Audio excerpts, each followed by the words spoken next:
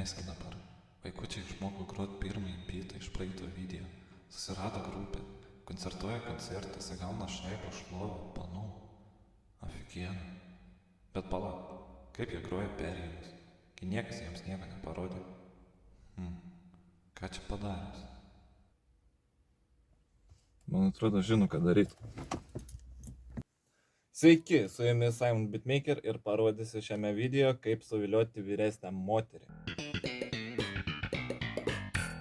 Ne tas video. Ir pabandom iš naujo.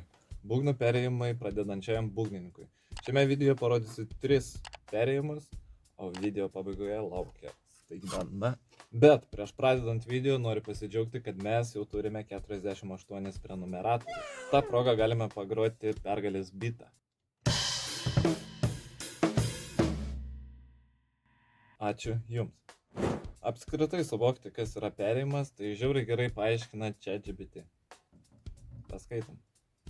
Būgnų perėjimas galėtų būti lyginamas su tiltu tarp 2 pasaulių.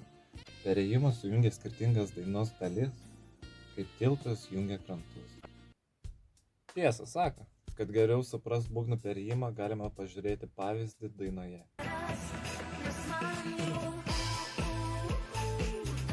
Bet šiandien parodysiu paprasčiausius 3 būgnų perėjimus. Ir visi šitie perėjimai bus grojami vienetukais. Ką reiškia vienetukais? Tai kad groji tiek su dešinė ranka, tiek su kairė ranka po vieną natą.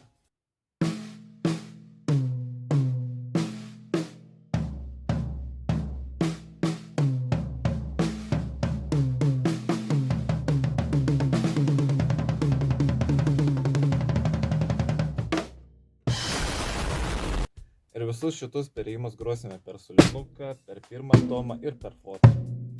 Ir štai kaip atrodo pirmas perėjimas.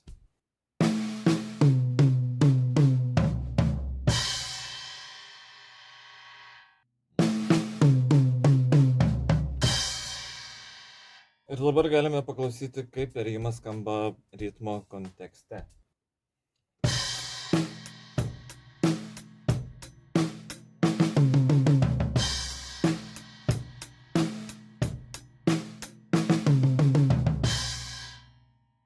Ir norint sugroti šitą perėjimą reikia 2 kartus trinkti per solinuką, 4 kartus trinkti per pirmą tomą ir 2 kartus trinkti per fortomą ir pabaigti su krešu.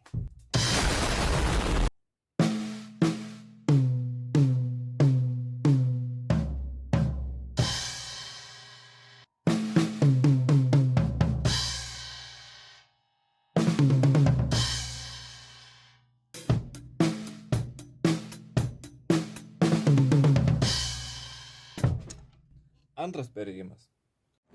Lygiai taip pat kaip pirmas perėjimas, tik tais vietoj to, kad 4 kartus grotume ant pirmo tomo, grįšime atgal į solinuką.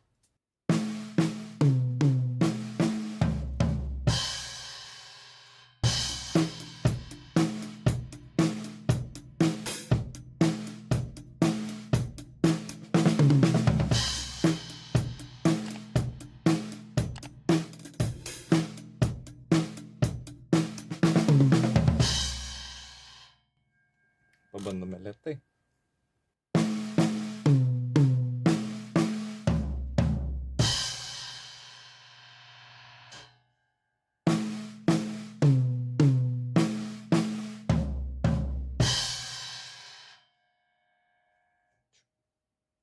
Šiek tiek greičiau.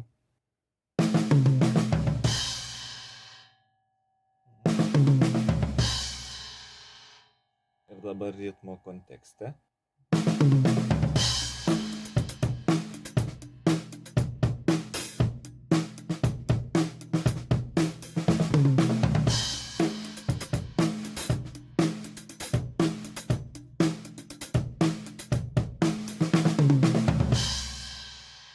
Kad lengviau įsimint šitą būgnų frazę, galime naudoti kokią žodžių frazę, kuri geriau įstrigtų galvoje. Pavyzdžiui, čiuku, čiuku, valka, čiuku, čiuku, čiuku, valka, čiuku.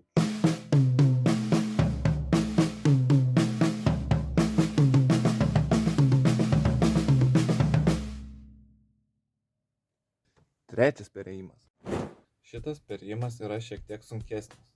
Praeitose dviejose perėjimuose mes grojame po 2 natas kiekvienoje ketvirtinėje. Tarkim, skaičiuokime 1, 2, 3, 4, 1, 2, 3, 4, 1, 2, 3, 4. Šiame perėjime bus ne po 2 natas ketvirtinėje, bet po 3 natas ketvirtinėje. 1, 2, 3, 1, 2, 3, 1, 2, 3, 1, 2, 3, 1, 2, 3, 1, 2, 3, 1, 2, 3, 1, 2, 3. Pabandome lėtai.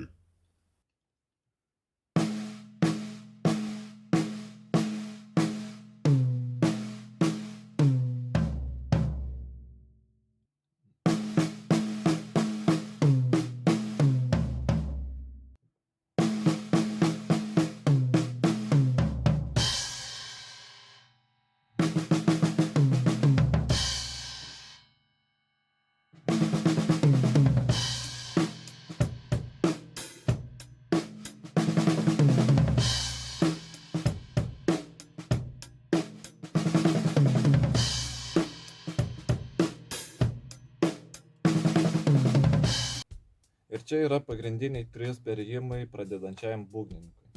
Ir kas yra įdomu, kad išmokęs šitos 3 perėjimus gali juos tobulinti.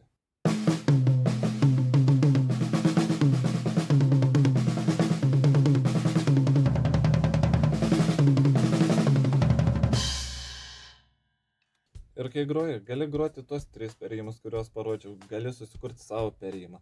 Man visiškai nesvarbu. Svarbiausia, kad gerai skambėtų muzikoje ir tavo perėjimas nuneštų visą grupę į kitą dainos dalį.